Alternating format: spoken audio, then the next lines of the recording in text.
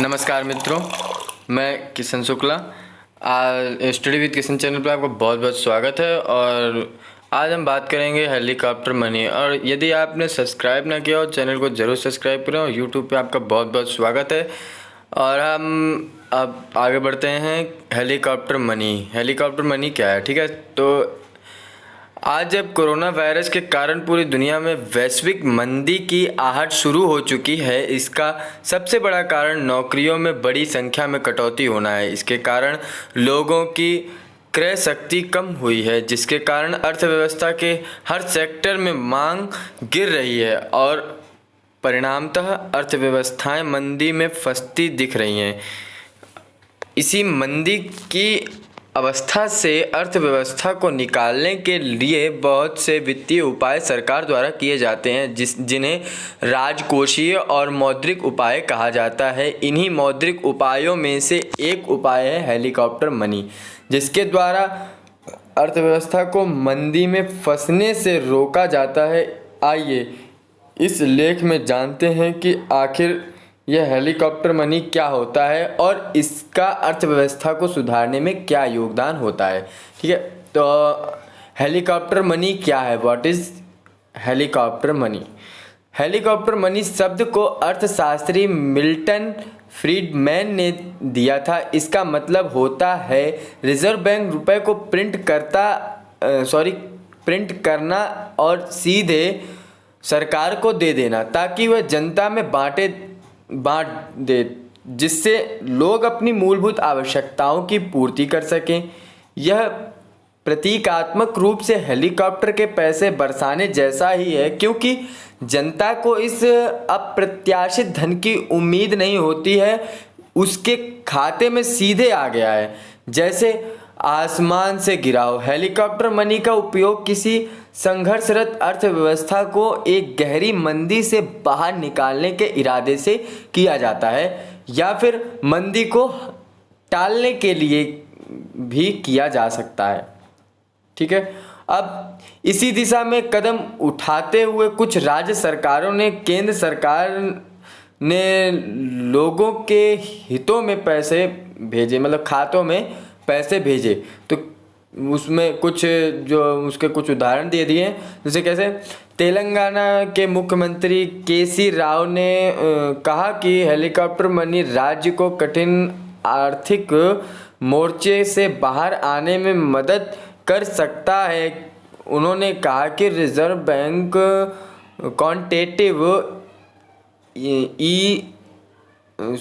Easing मतलब QE के रास्ते देश की जीडीपी को कम से कम 5% हिस्सा खर्च करे, ताकि लोगों के हाथ में क्रय शक्ति बनी रहे। ध्यान रहे कि भारत की जीडीपी करीब 3 लाख करोड़ डॉलर है। इसका 5% 15,000 करोड़ डॉलर मतलब करीबन 11 लाख करोड़ रुपए होता है, ठीक है। तो उत्तर प्रदेश सरकार ने भी इसमें कदम उठाया। उत्तर प्रदेश सरकार ने 10 अप्रैल को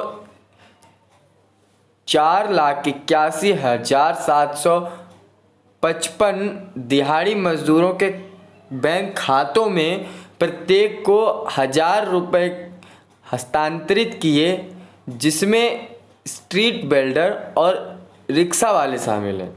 इसी प्रकार की 5,000 रुपये की वित्तीय मदद दिल्ली सरकार ने प्रदेश के प्रत्येक ऑटो, टैक्सी और ई रिक्शा चालकों को दिए। उज्ज्वला योजना के लगभग 8 करोड़ लाभार्थियों को 3 महीनों के लिए रसोई गैस सिलेंडर खरीदने के लिए उनके बैंक खातों में 5,000 रुपये यहाँ करोड़ गलत लिख गया, 5,000 रुपये भेजा जाएगा। यह उदाहरण बताते हैं कि सरकार ने लोगों के ऊपर धन वर्षा की है, ठीक है। अब क्या हेलीकॉप्टर मनी मात्रात्मक सहजता के समान है? तो is helicopter money the same of the quantitative easing? Helicopter money के तहत देश का सेंट्रल बैंक पहले बड़े पैमाने पर नोट की छपाई करता है और सरकार को दे देता है और सरकार आगे इसे लोगों के ऊपर खर्च कर देती है। हेलीकॉप्टर मनी के तहत दिया गया पैसा सरकार को सेंट्रल बैंक को रिफंड नहीं करना पड़ता है, जबकि क्वांटिटेटिव ईजिंग के तहत भी सेंट्रल बैंक नोटों की छपाई करता है और सरकार को देता है, लेकिन सेंट्रल बैंक सरकारी बॉन्ड खरीदता है तभी सरकार को पैसा देता है। बाद में सेंट्रल गवर्नमेंट को यह बॉन्ड्स वापस खरीद कर रिजर्व बैंक को पैसा लौटाना पड़ता है। ठीक है, तो अब हेलीकॉप्टर मनी देश हित में है। Is helicopter money good for economy? Helicopter money के कारण देश की इकोनॉमी में रुपए के सप्लाई बढ़ती है, जिसके कारण मुद्रास्फीति बढ़ती है, अर्थात देश की मुद्रा की वैल्यू कम हो जाती है।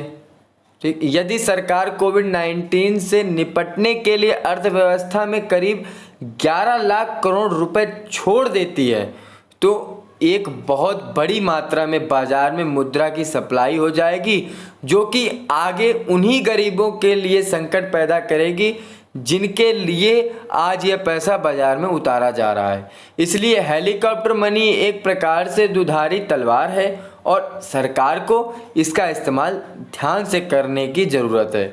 धन्यवाद मित्रों, और अगर ये मेरी रिपोर्ट आपको अच्छी लगी हो तो लाइक करें, शेयर करें, कमेंट करें और चैनल को ज़रूर सब्सक्राइब करें इसी प्रकार की रिपोर्ट्स पाने के लिए। धन्यवाद मित्रों।